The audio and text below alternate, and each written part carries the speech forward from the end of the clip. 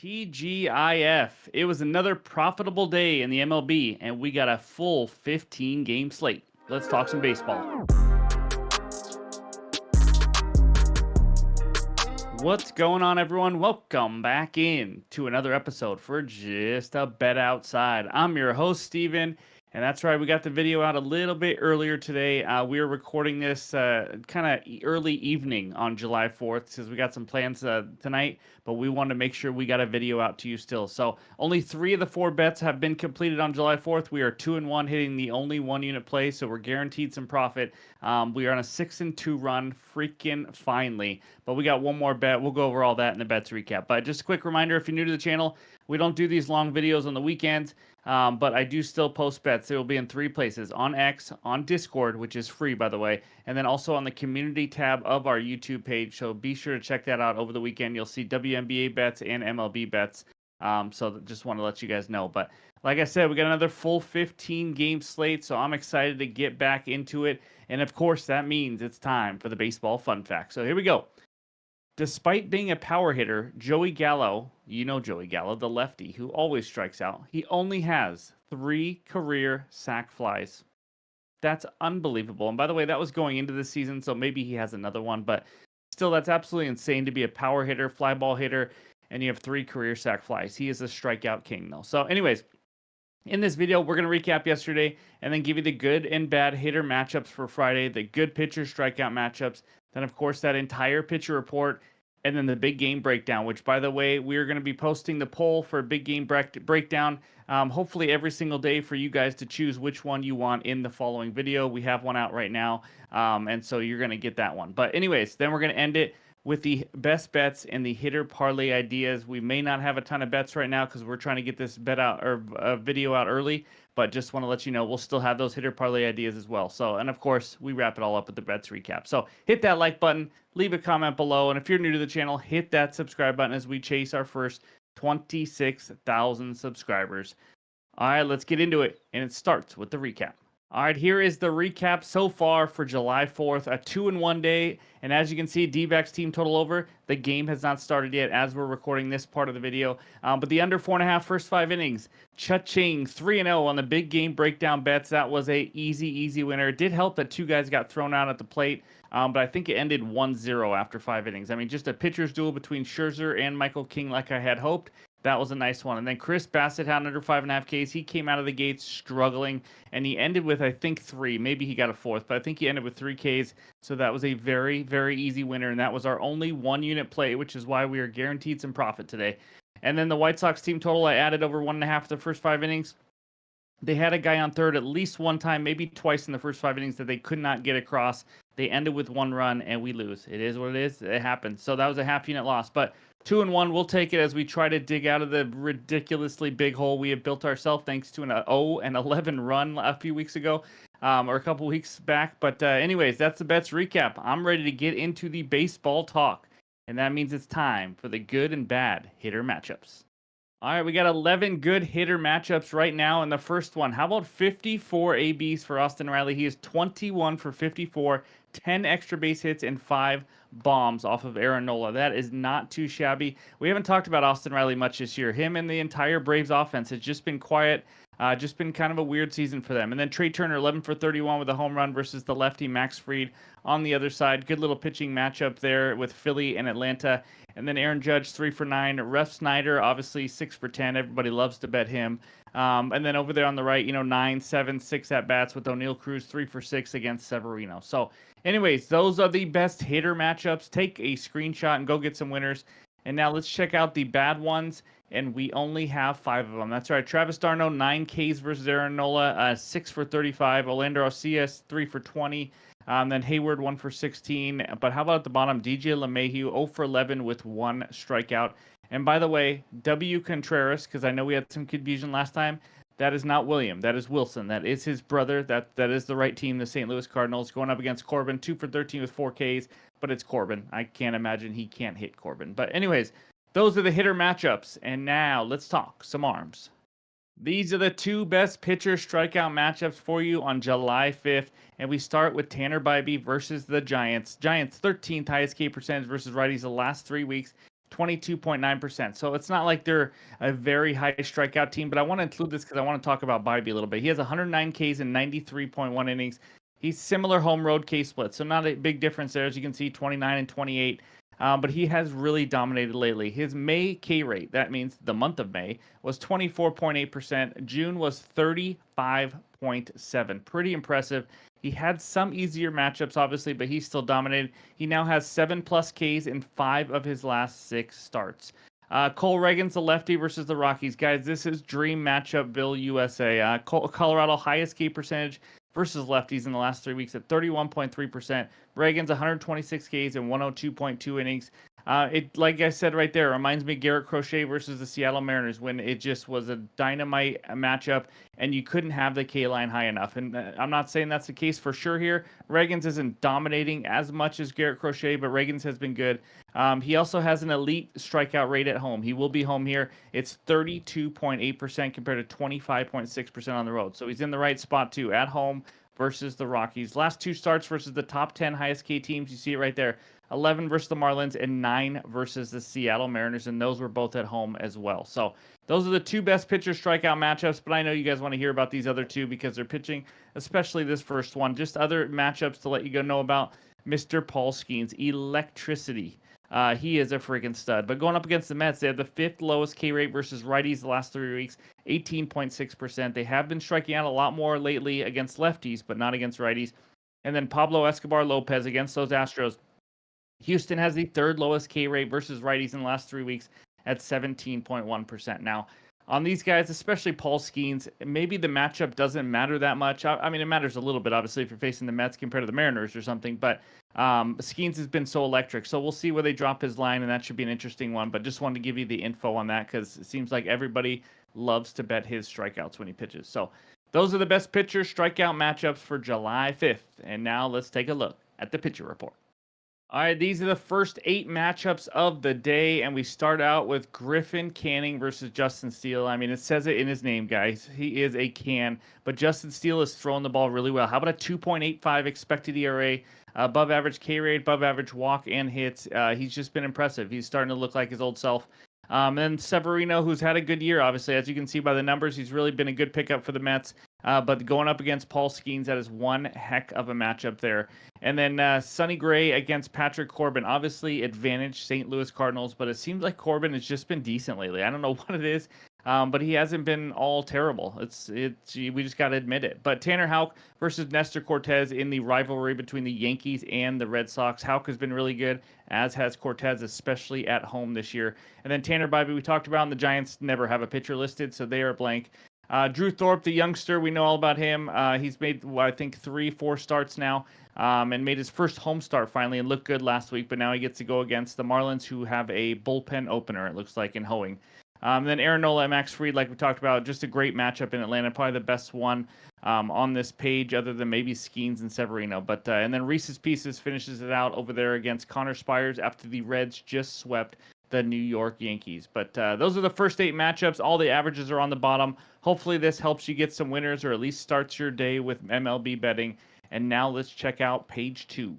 So far, we got 2 teams that don't have a pitcher listed in the Rays and the Rockies as of recording this.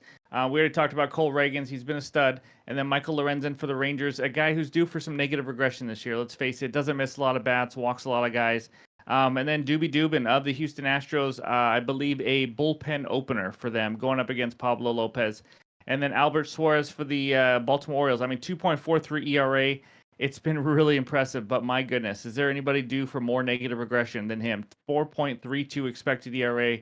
Doesn't miss a lot of bats, obviously, as you can see by the below average K rate. And Hogan Harris is kind of the same as him, honestly. Due for negative regression, doesn't miss a lot of bats, et cetera, et cetera. And then we got 2 very hittable pitchers in Ciccone versus Randy. I shouldn't be in the MLB. Vasquez. He has a 6 expected ERA. Ciccone due for some positive regression, but you should be when you only almost have a 6 ERA. Both have been good with their command at least, but they give up just a crap ton of hits. 12.7 for Vasquez, 9.6 hits per 9 innings for Ciccone. So they don't walk guys, but they do give up a lot of hits. And then Gausman versus Castillo there. Two guys that have just been okay, underwhelming, to be honest with you, for those two guys that are usually better in their career, both with around 4.5 expected ERAs, slightly above average K rates, et cetera, et cetera. And then the last game of the day, Freddie Peralta versus Tyler Glasnow. Two studs that I just don't really trust right now. I'm going to be honest with you. Peralta's kind of been hit and miss a little bit. He has been hit around, but Tyler Glasnow has had a couple rough starts lately. So we'll see if he can turn it around. His overall numbers look great, obviously. 34% K rate. These are two guys that miss a ton of bats, as you guys can see there. So those are all 15 matchups on the pitcher report for today. And now it's time for the big game breakdown. All right, it's that time for that big game breakdown. And we did a poll on YouTube on the community tab, which we're going to try to do every day. And you guys voted. Last I saw, 92 votes. And it takes us out to Pittsburgh, where the Pirates host the New York Mets. Pirates moneyline -125, Mets moneyline +105, with a total of 7.5 runs. So let's check the spot in the schedule now for these two teams. Pirates playing their fourth game of a 7-game homestand. They just lost to the Cardinals, 2 of 3. And then the Mets just played in Washington, D.C. We saw that on July 4th, a very early game. And they did absolutely nothing, losing 1-0 to the Nats on Thursday, getting dominated by Jake Irvin. This will be their 5th road game on an 8-game road trip. So advantage, obviously, Pirates slightly in this one, as they're just staying home, and the Mets have to travel. But home away records: Pirates 20-22 at home, Mets 21-18 on the road. Last 10, Pirates 4-6, Mets are 6-4. Now the starting pitcher matchup, which I am assuming is why you guys picked this for the big game breakdown. Luis Severino versus Mr. Paul Skeens. That's right, Skeen. Mr. Severino has been solid. He has. He's been a little inconsistent lately, but a 3.42 ERA. He's just not striking out many batters. He did strike out a little bit more at the beginning of the year, but lately he just has not. And he has 32 walks also in 97.1 innings. Home away splits for Mr. Severino. He struggled a little bit more on the road. 4.19 ERA on the road compared to 2.82 at home. He is on the road here. He is due for some negative regression at home, by the way. Doesn't affect this because he's not at home, but he has a 4.49 xFIP. Just some stats for maybe his next home start. Anyways, on the road, he is a 3.81 xFIP. So maybe, due for a little positive regression, but nothing big there at all. He does have a higher K rate on the road, though, 20.5% only, or 20.5% on the road, 16.9 at home. Either way, he's not striking out a lot of guys, as the average is around 21.5. He does have a lower walk rate on the road as well. Now, righty-lefty splits, he's given up a 251 average and a 316 slugging to lefties, and a 200 average and a 278 slugging to righties. So struggling a little bit more with lefties, but not exactly just getting crushed or anything by lefties. He has done a great job, and this is what he does, at keeping the ball on the ground. He has a 51.4% ground ball rate. That is in the 88th percentile of the major leagues, which is why he's only given up 0.83 home runs per 9 innings, which is in the 79th percentile of the league. So in case you're looking for home run props, he's not an easy guy to hit a home run off of, but he's been inconsistent lately. Like I mentioned, last 5 starts, 7 innings, 8 hits, 4 earned runs to the Astros, 6 innings, 3 hits, 0 earned runs to the Cubs. So 1 bad, 1 good, and then back to bad. He gave up 8 hits and 6 earned runs to the Rangers, 7 hits and 1 earned run to the Miami Marlins, and then 7 hits and 1 earned run at Washington. So 4 of those 5 have been bad offenses, as you just saw. He faced the Pirates already on April 17th, 6 innings, 5 hits, 1 run, and it was unearned, and he struck out 4. That was in New York. He got 8 whiffs that game, just so you guys know, which is just okay. It's nothing special. Paul Skeens, one of the best rookie starting pitchers to ever step on the mound, and I'm talking MLB history. He is absolutely freaking dynamite. 2.06 ERA with 2.94 expected ERA. He has made 9 starts so far this season. Here's his home and away splits. 2.89 ERA at home, 1.11 ERA on the road. He is at home here, so I guess he struggles on the road. I mean, at home, 2.89 ERA. Just joking, guys. That's still amazing, but he has been unbelievable on the road. His K rate at home is a number that I feel just uncomfortable even saying out loud. It's 42%. He has a 42% K rate at home. He is home this game, obviously. I will keep reminding you of that. It does drop all the way down to 28.2% on the road, which is still way higher than Severino. But in 5 home starts, here's his Ks. 7, 3, 8, 7, and 8 Ks. He's been right about that 7 and 8 Ks mark. He's gone 6+ innings in 5 of the last 6 starts, just to kind of give you ideas if you're looking to bet outs recorded. And by the way, when I do these big game breakdowns, I'm hoping you guys maybe find little hidden gems in there as well. I know last time we did Shota Imanaga, and I had someone reach out saying they did the under 1.5 walks because I mentioned his elite walk rate at home. So hopefully there's little gems in here that you guys can find as well. But righties, lefties, you guys, if you're going to notice with Paul Skeens, home away, righties, lefties, it doesn't matter. He's just good. 226 average, 333 slugging to lefties, 230 average, and 370 slugging to righties. Doesn't really matter. No matter how much of a deep dive you take, he has just been good. Now, it's only been 9 starts in his career, but you see it. I mean, this guy's throwing 100 or harder, hitting his spots. It's just absolutely tough. So he's given up 1 or less earned run in 6 of his 9 major league starts. Now, let's talk the offenses. The Mets. You guys know the Mets. Last 3 weeks been unbelievable. Number 1 WRC plus versus righties. Number 1 slugging. Second highest walk rate. 5th lowest K rate. Like I mentioned earlier, they just got shut out yesterday versus the Nats. Sometimes they can have these games where they just look awful and not even interested in playing, and then the next game they can score an 8. It's absolutely crazy. Since June 1st, they have scored the most runs in the league, averaging 6.21 runs per game. Now, the Pirates offense, they have not been as good. You Pirates fans know that already. They have scored the 20th most runs in the league since June 1st.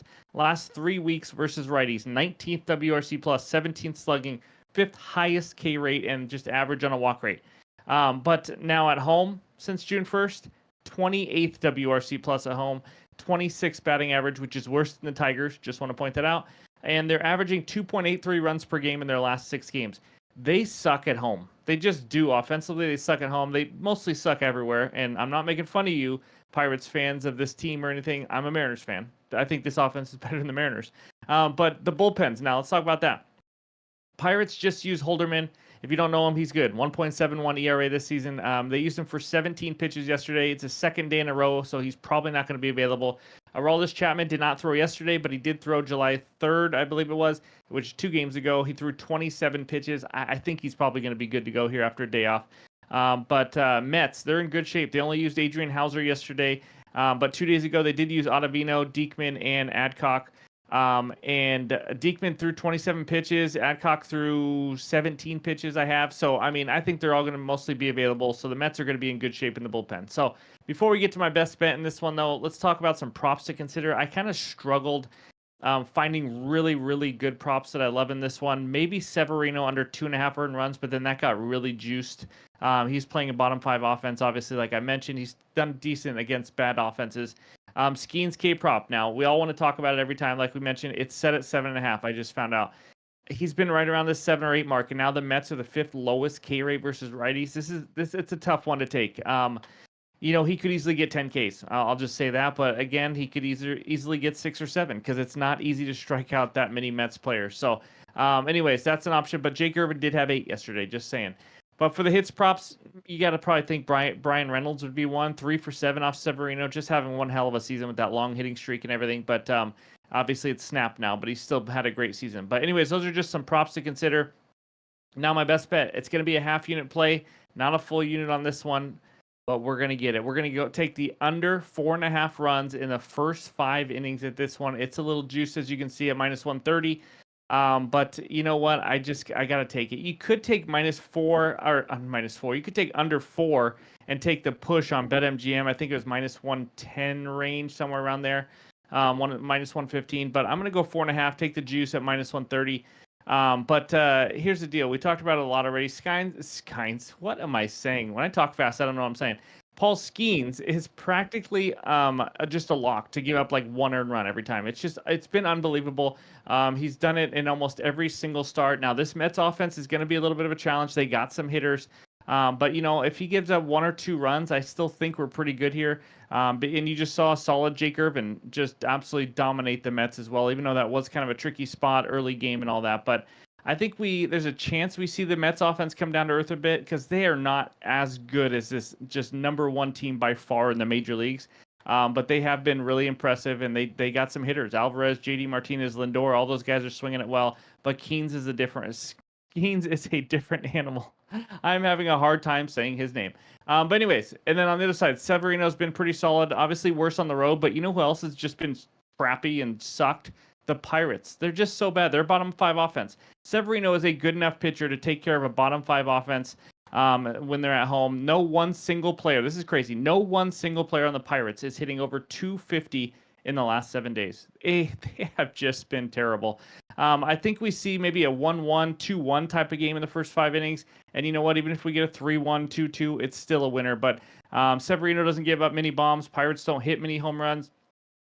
It'll come down to can Paul Skeens just shut down this Mets offense?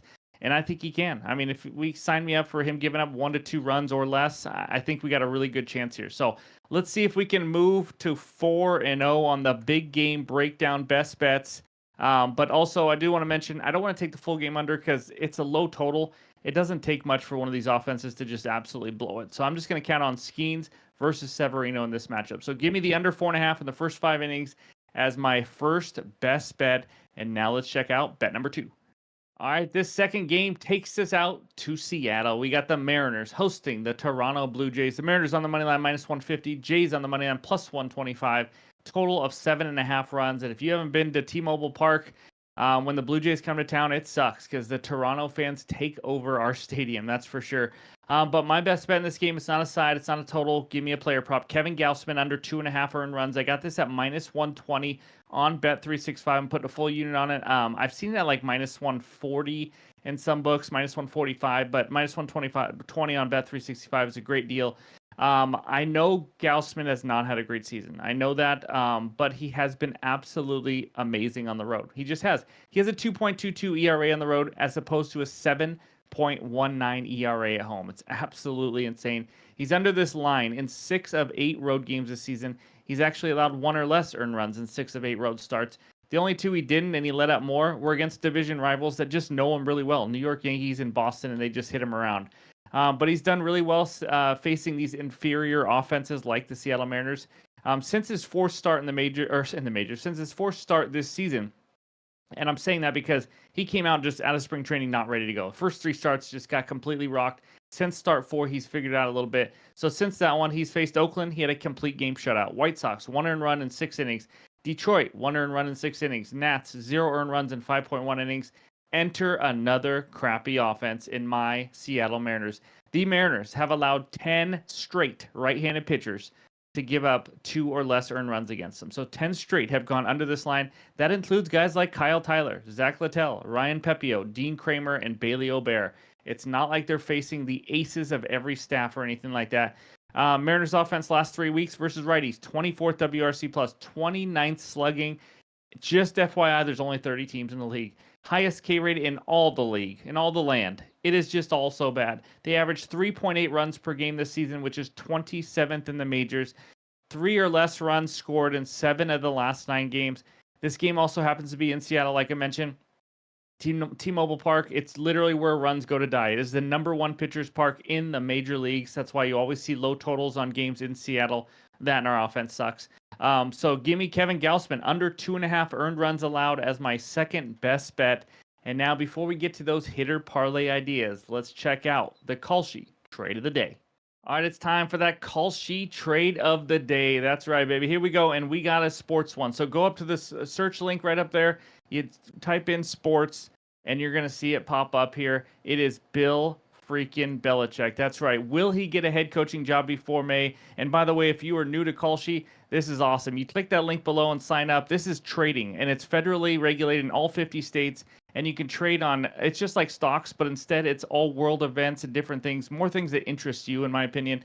And we're going to do a trade of the day right now, and it's on Bill Belichick. Will he get a head coaching job before May? And also, by the way, if you click that link, if you're one of the first 500 people to sign up, you get a $20 bonus credit. But my answer here is no. I mean, let's just face it. I think Belichick's done getting a head coaching job. I think he could get a defensive coordinator job. He's got a good defensive mind, but he had chances last year, and they didn't give it to him. I don't think people want to go back with him.